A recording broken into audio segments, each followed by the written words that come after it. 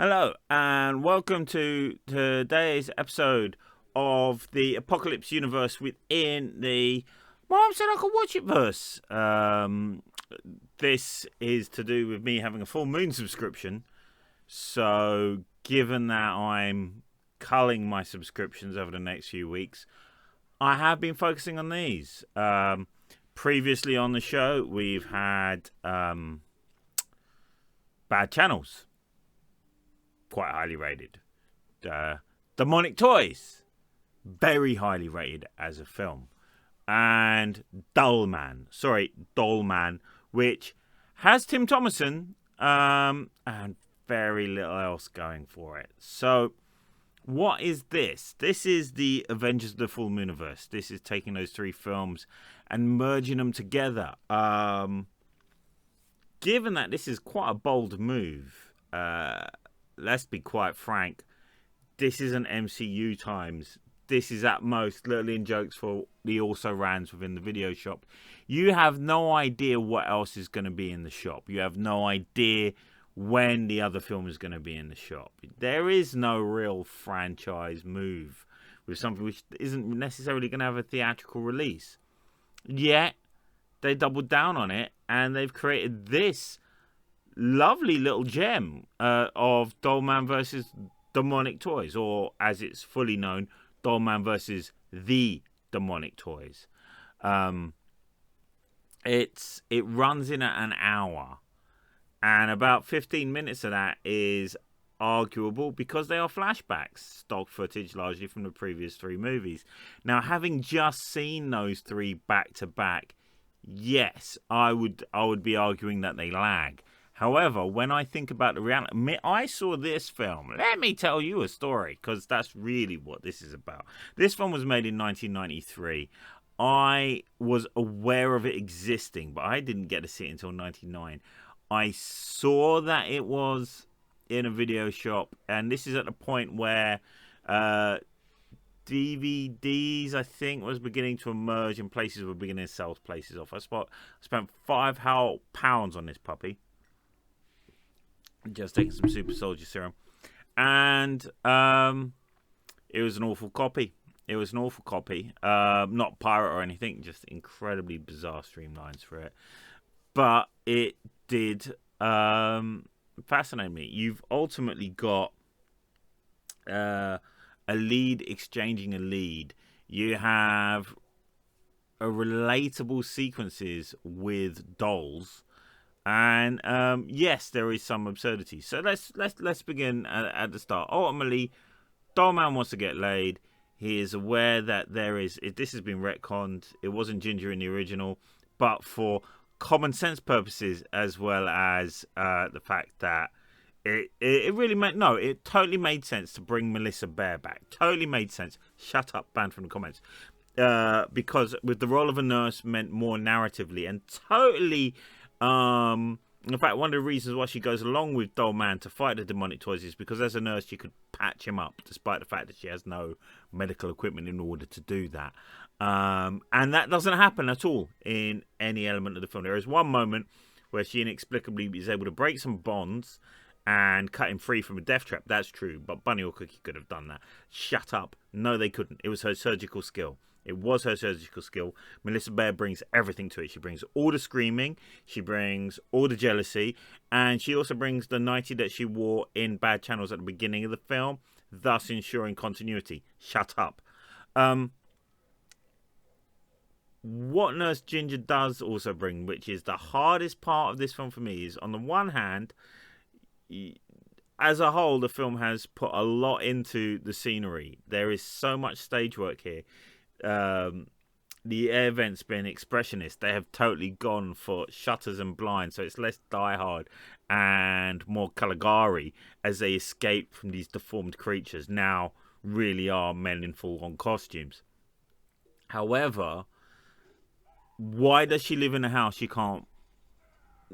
It doesn't explain. This could have been Ginger's house. I'm gonna call it Ginger's house because apparently no one else lives there.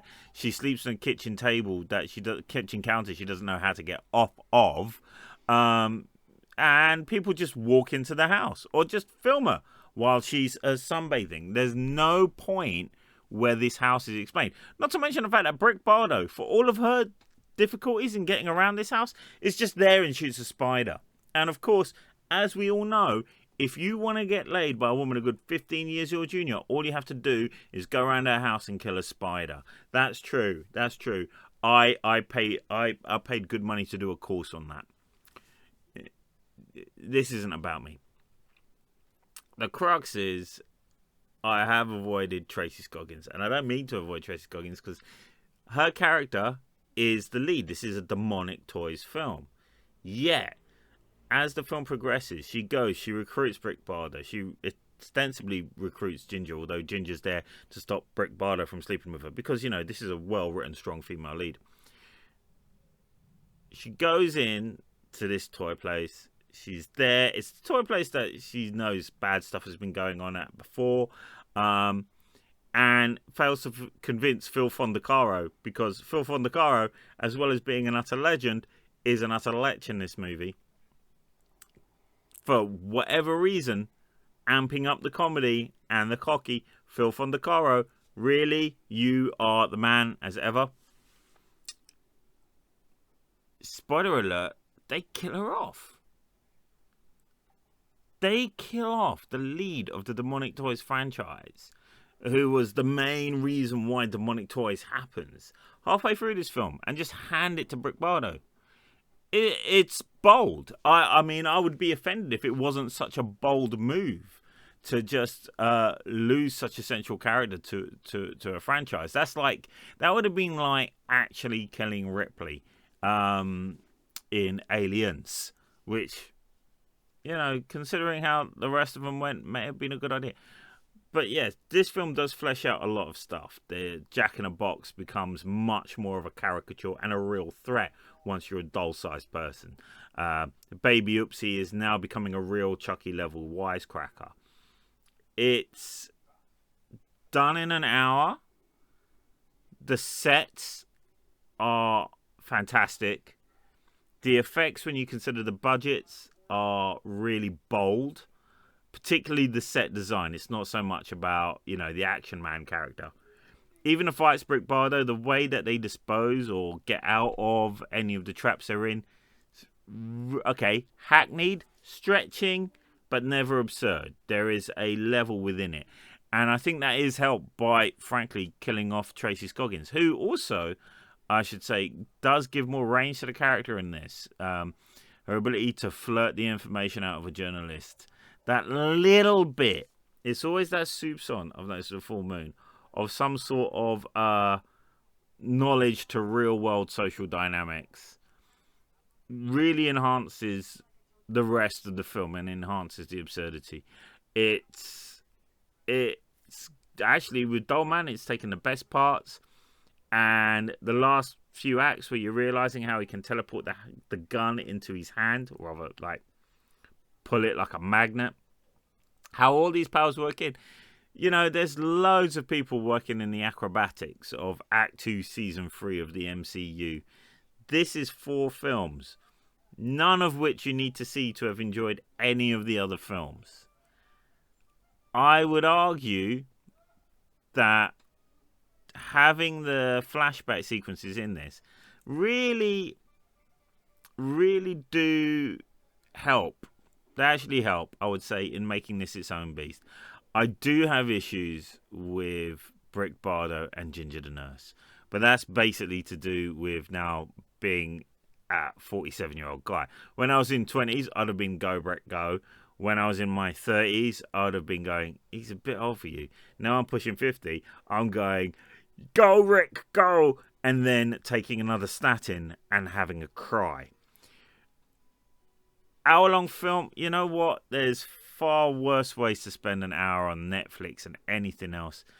If you're on any package that has it, I thoroughly recommend it. It shows you how much can be done. It is breezy. It is cheesy. There's hackneyed violence, but there's a level of humor in there as well. And yeah, so it is quantifiably lads, yet they've actually tried to work, and then they use the gun because Oopsie baby thinks, throw down the gun, Rick, and then I'm going to strip her. And then he goes, so he throws down the gun because he doesn't realise, but now that he's going to strip her, she realises he's got stopping equipment and she kicks him. So he said, twofer. She's a stupid, get the twofer and the gun in her gun. Yeah, absolutely check it out. Is no way you're not going to be entertained for the 60 minutes that is on. Don't worry about any of the others. Oh, actually, Bad Channels, because that really is where you see, the magnum opus of the music videos. Particularly, really establishes, although technically she isn't a doll-sized person by the end of it, really emphasises Melissa Bear's work. She's a director as well, and nothing else to say except you know who you are. Banned from the comments. Okay, so that's tonight's episode of My Mum Said I Could Watch It.